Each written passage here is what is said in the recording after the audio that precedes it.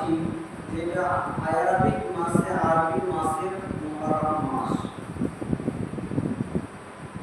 هذا شهر الله المحرم মুহররম মাস আল্লাহর মাস শাহরুল্লাহিল মুহররম মুহররম মাস আল্লাহ রাব্বুল আলামিনের মাস।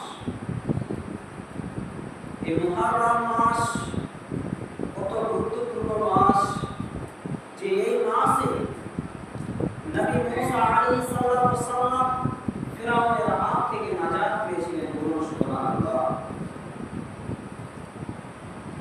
তার জন্য সেই মুসলিমে একটি হাদিস এসেছে, হাদিস নম্বর 1162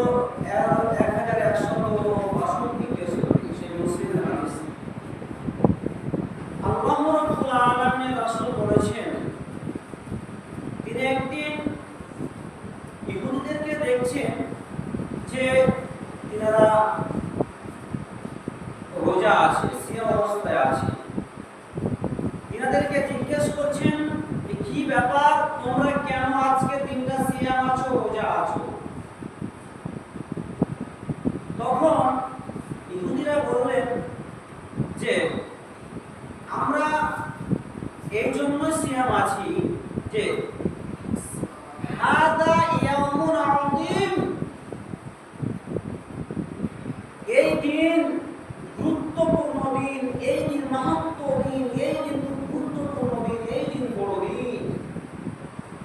কেন এই দিনকে বড় করা হলো, কেন এই কথা বললেন তিনারা? এই জন্যই বলেছেন যে মুসা আলাইহিস সালাতু সাল্লাম 10 মুহররম সেই দিনে ইহুদিরা সিয়াম অবস্থায় আছে, রোজা অবস্থায় আছে।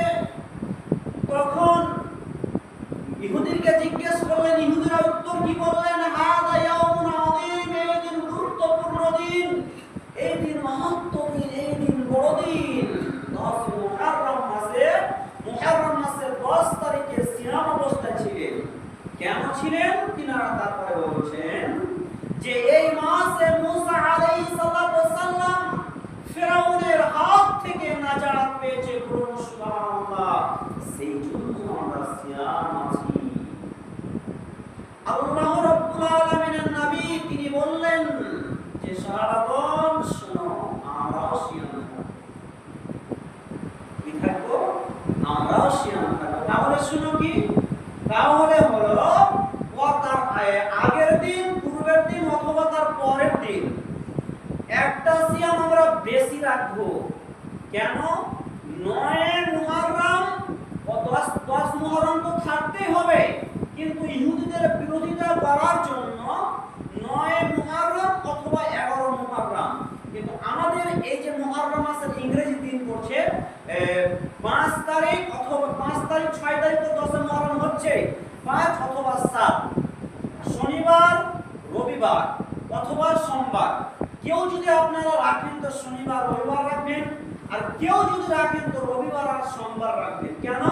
রবিবারের দিন 10 মুহররম পড়ছে, রাখতে হবে, যেটা বিরোধিতা করার জন্য একদিন আগের দিন অথবা পরের দিন বিরোধিতা করার জন্য। তো আল্লাহ রাব্বুল আলামিনের নবী বলছেন, সাহাবাগণ সামনে বছর যদি বেঁচে থাকি তাহলে তাদের বিরোধিতা করার জন্য, ইহুদিদের বিরোধিতা করার জন্য আমরা কি করব? সিয়াম রাখবো। কোন দিন? মুহররম মাসের 10 তারিখ তো রাখবো, তাদের বিরোধিতা করার জন্য আগের দিন অথবা পরের দিন আমরা সিয়াম রাখবো। তাহলে বুঝতে পারলাম যে 9 মুহররম অথবা 11 মুহররম আমাদেরকে একটা রোজা বিরোধিতা করার জন্য রাখতে হবে। 10 তারিখ তো রাখবেন, কিন্তু আগের দিন, পূর্বের দিন অথবা পরের দিন সিয়াম রাখার চেষ্টা করবেন। আল্লাহ তাআলা আমাদের সকলকে জেনে এই সিয়াম রাখার তৌফিক দেয়। সকলে বলুন আল্লাহুম্মা আমিন। তারপরে আসেন, তারপরে যে মুহররম মাস এত গুরুত্বপূর্ণ মাস, এই মাস সম্পর্কে আল্লাহ রাব্বুল আলামিন কোরআনুল মাজিদ কি বলছেন?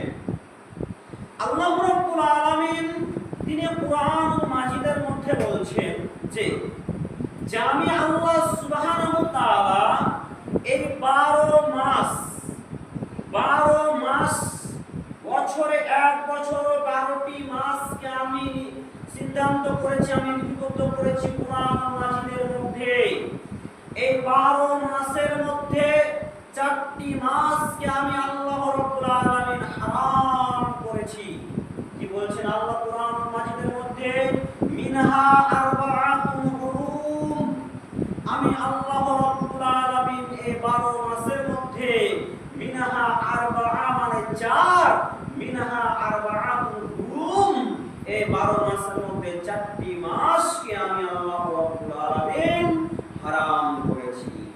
কিছুক্ষণ একটু দাঁড়ান, এর পূর্বে কথাটা বলি। এখন কোন ব্যক্তি বলছেন যে মুহররম মাসে আল্লাহ রাব্বুল আলামিন বলতে যে মুহররম মাসে আমরা রোজা রাখবো 10 তারিখ। কেউ বলছে যে 10 তারিখ শুধু রাখতে হবে, কেউ বলছে 10 দিনে রাখতে হবে। 10 তারিখ কেউ বলছে 10 দিনে রাখতে হবে। এখানে ইম্পর্টেন্ট যেটা পয়েন্ট, সেই পয়েন্টটা খুব গুরুত্বপূর্ণ বুঝতে হবে। সেটা হলো ওই 10 দিনকেই বলা হলো, দশম দিনকেই বলা হলো, 10 দিনকে বলা হয়নি। তাহলে বুঝতে পারলেন। এবার আল্লাহ কোরআন কি বলছেন যে মিনহা আরবাআতুন হুরুম, আমি আল্লাহ রাব্বুল আলামিন 4টি মাসকে হারাম করেছি। তাহলে 4টি মাস কি? 4টি মাস হলো জিলকাদা, জিলহিজ্জা আর মুহররম, আর একটা ছোট মাস আছে 12 মাসের মধ্যে। এই 3টি মাস হলো পর মাস। ওই মাস ওই শেষের মাসটা কি? রজব মাস। এই রজব মাসকে আর জিলকাদা, জিলহিজ্জা আর মুহররম, এই 4টি মাসকে আল্লাহ রাব্বুল আলামিন হারাম করেছেন। কেন হারাম করেছেন? এই জন্য হারাম করেছেন যে দেখুন, শুনুন ভালো করে, সকলে আপনারা জানেন, কিন্তু আরবিক মাস এটা জানা নেই। এই জন্য হারাম করা হয়েছে যে জিলকাদা মাসে হাজীগণ হজ করতে যান। আর কি করে? জিলকাদা জিলহিজ্জা মাসে হজ করেন, তারপরে কি করেন? মুহররম মাসে হজ করার পরে ফিরে আসেন বাড়ি।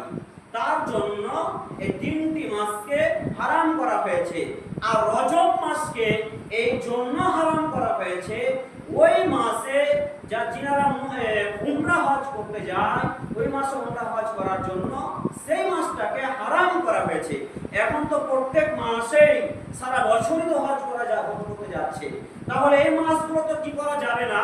সহিহ সুন্নাহ অনুযায়ী, আল্লাহ রাসূলের হাদিস অনুযায়ী যে মাসগুলোতে যদি যুদ্ধের ঘোষণা করে, এই মাসে যুদ্ধ করা যাবে না।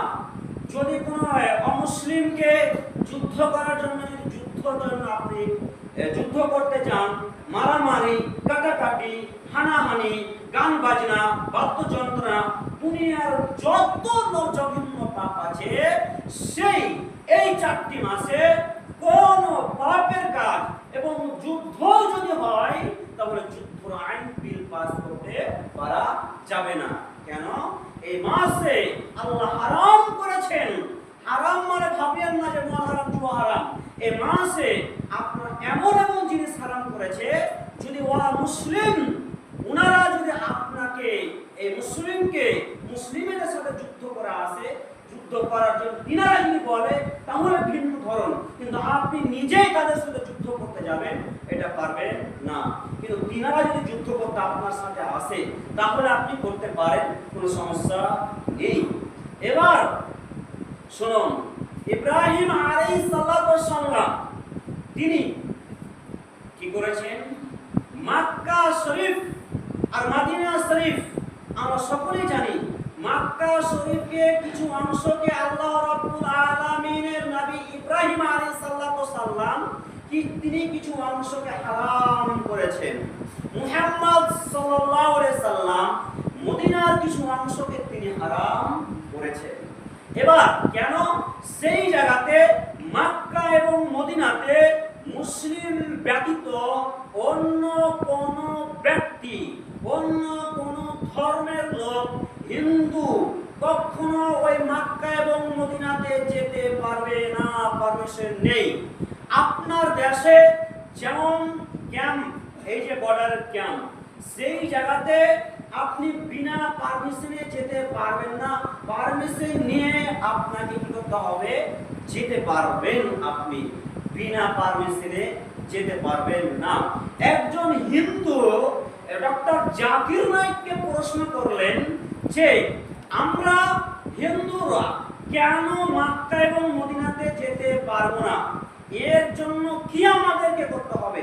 ডক্টর জাকির নায়েক বলেছিলেন এই জন্য আপনি যেতে পারবেন না, তার একটাই মূল কারণ, আপনাকে লা ইলাহা ইল্লাল্লাহু মুহাম্মাদুর রাসূলুল্লাহ এই জায়গাতে যাওয়ার জন্য, তালাটা খোলার জন্য চাবি হলো লা ইলাহা ইল্লাল্লাহু মুহাম্মাদুর রাসূলুল্লাহ। আমি সাক্ষ্য দিচ্ছি আল্লাহ ছাড়া কোনো আমার প্রভু নেই, আল্লাহ ছাড়া কেউ আমার নেই, আল্লাহ একক। লা ইলাহা ইল্লাল্লাহ, লা ইলাহা ইল্লাল্লাহু মুহাম্মাদুর রাসূলুল্লাহ এবং মুহাম্মদ সাল্লাল্লাহু আলাইহি ওয়াসাল্লাম আল্লাহর বান্দা এবং প্রিয় রাসূল। এর মানে হলো এটা। এই যদি কথা যদি সে মানে, তাহলে আপনি বলুন যে মূর্তিকে পূজা করতে পারবে না, তার দেবীকে পূজা করতে পারবে না, দেব দেবতা কোনো কাউকে পূজা করতে পারবে না, কাউকেই তার প্রভু বিশ্বাস করবে না। আমাদের প্রতিপালক, আমাদের রব একক, তিনি বলেন আল্লাহ, তিনি ছাড়া কেউ নেই। সাজদা যদি করতে হয় তাকেই আমরা করব। এই কালেমা যতক্ষণ পর্যন্ত না পড়বেন ততক্ষণ পর্যন্ত সেই দ্বারা আপনার জন্য বন্ধ, আপনি সেই জায়গাতে যেতে পারবেন না। সেই যেমন ভাবে আপনার ক্যাম্পে যাওয়ার জন্য বিনা পারমিশন ছাড়া সেই জায়গাতে প্রবেশ, সেই জায়গাতে যেতে পারবেন না।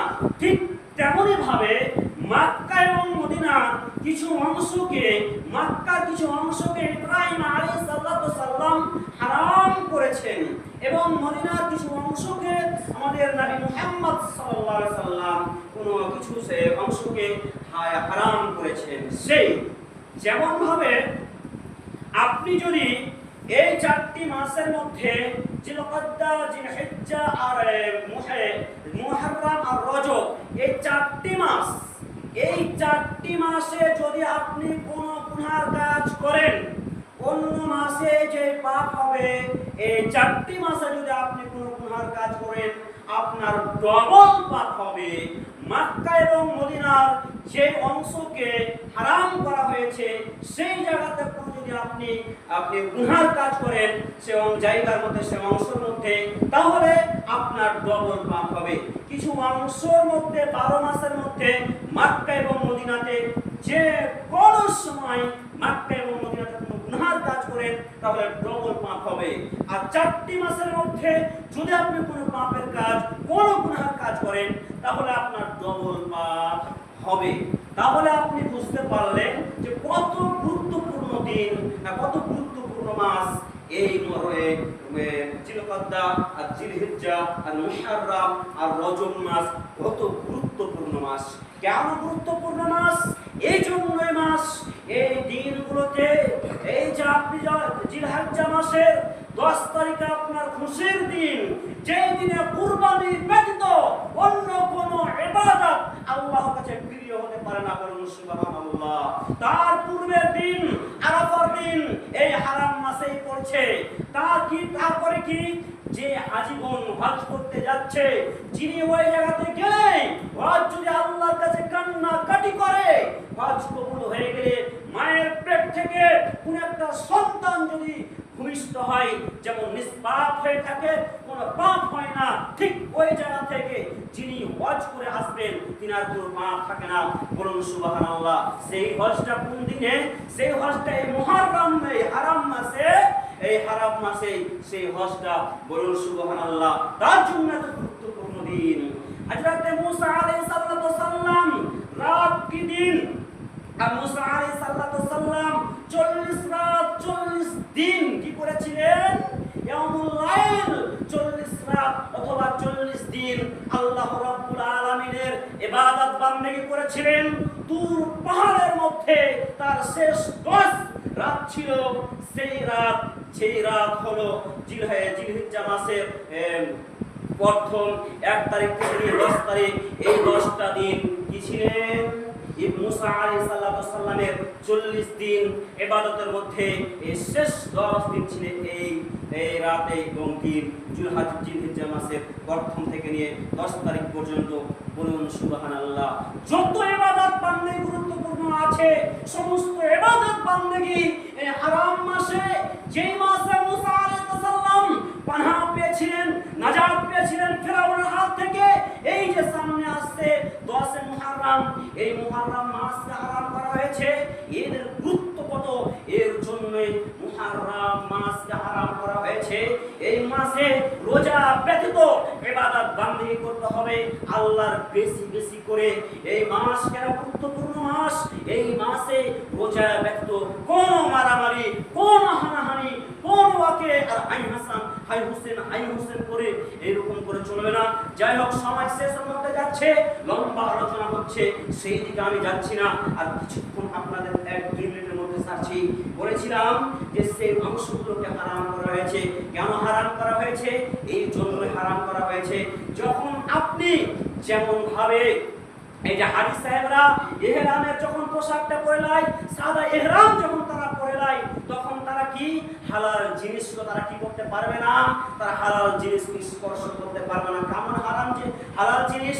মক্কা এবং মদিনাতে যে অংশগুলোকে, যে স্থানকে আল্লাহর নবী ইব্রাহিম এবং মুহাম্মদ সাল্লাল্লাহু আলাইহি ওয়াসাল্লাম হারাম করেছে, সেই জায়গাতে আপনি কি করতে পারবেন না?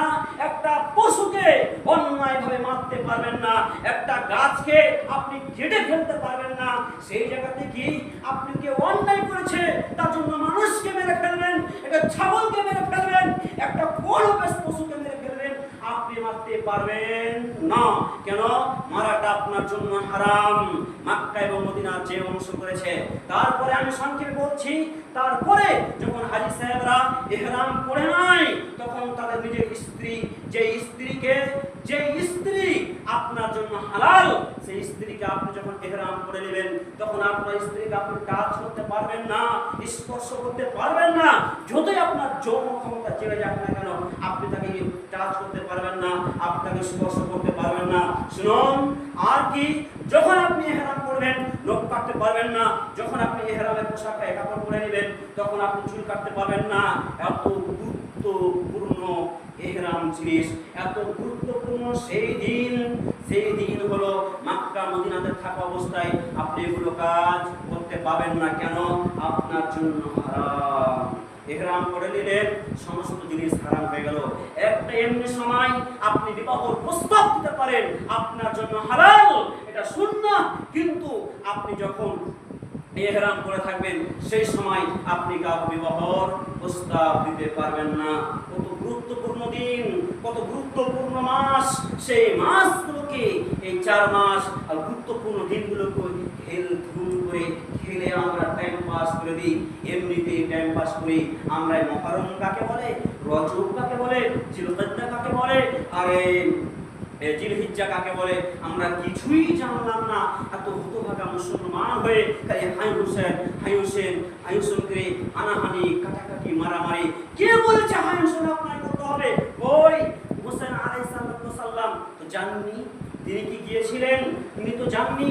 যে লম্বা ঘটনা আছে বললাম না, সময় শেষ হয়ে গিয়েছে। তো আমি শেষ সময় দোয়া করি, হে আমার প্রতিপালক, হে আমাদের রব, হে আমাদের প্রতিপালক, তুমি আমাদেরকে এই মাসগুলোকে বুঝার এবং মানার তৌফিক ইনায়াত দান করুন। সকলে বলুন আল্লাহুম্মা আমিন। হে রব্বুল আলামিন, আমরা যেন এই সামনে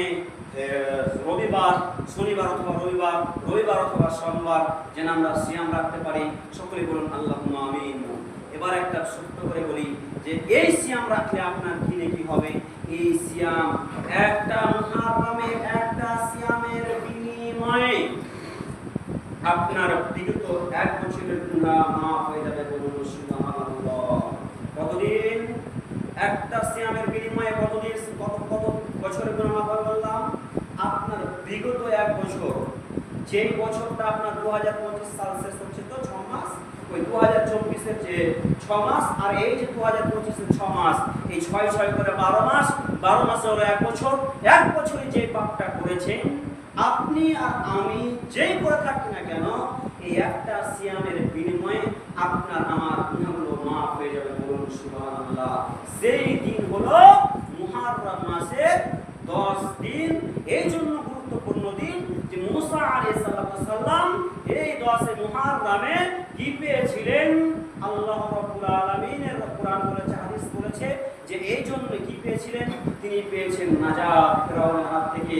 ওই যে সেই দিন ফিরাউনের পাপ পিছন ধরেছিল, ফিরাউন পিছন ধরেছিল মুসা আলাইহিস সালামের দিন। আল্লাহ বলছে, মুসা মারো নদীতে লাঠি, একদম তোমার রাস্তা হয়ে যাবে। মুসা পার হয়ে গেল, মধ্যখানে ফিরাউন ডুবে থেকে গেল, ফিরাউন মারা গেল। লাশ তাকে কিছু তো এই ছয়ে না, কাঁচের মধ্যে রাখা আছে। শুনেছেন, মোবাইলে দেখা হয়েছে, কেউ মনে হয় দেখেননি, আমরা কেউ দেখিনি, আমি আশা করছি কেউ দেখেনি। সেই কাঁচের মধ্যেই আছে, মোবাইলের মাধ্যমে দেখছেন, ইউটিউব ফেসবুকের মাধ্যমে দেখছেন। কিন্তু ফিরাউন এখন ওই যেমন কাজ তেমনই আছে। ওই ফিরাউন কি হয়েছিল? তার হাত থেকে নাজাত পেয়েছিল মুসা আলাইহিস সালাম। তার জন্য মুহররম মাসে 10 তারিখে রোজা রাখেন, অথবা 11 অথবা 9, 10, 11 রাখেন। দুইটি সিয়াম রাখেন, আপনার 1 বছরের গুনাহ আল্লাহ সুবহানাহু ওয়া তাআলা মাফ করবে। বলুন সুবহানাল্লাহ। যাই হোক, সময় শেষ হয়েছে। শেষ সময় আল্লাহ রাব্বুল আলামিনের কাছে দোয়া করি, হে আল্লাহ, আমি যে কথাগুলো বললাম, আমি এবং আমাদের সকলেই যেন আমরা এই কথার উপরে এবং এই হাদিস এবং কোরআনের উপরে অটল হয়ে থাকতে পারি। তাই সকলে বলুন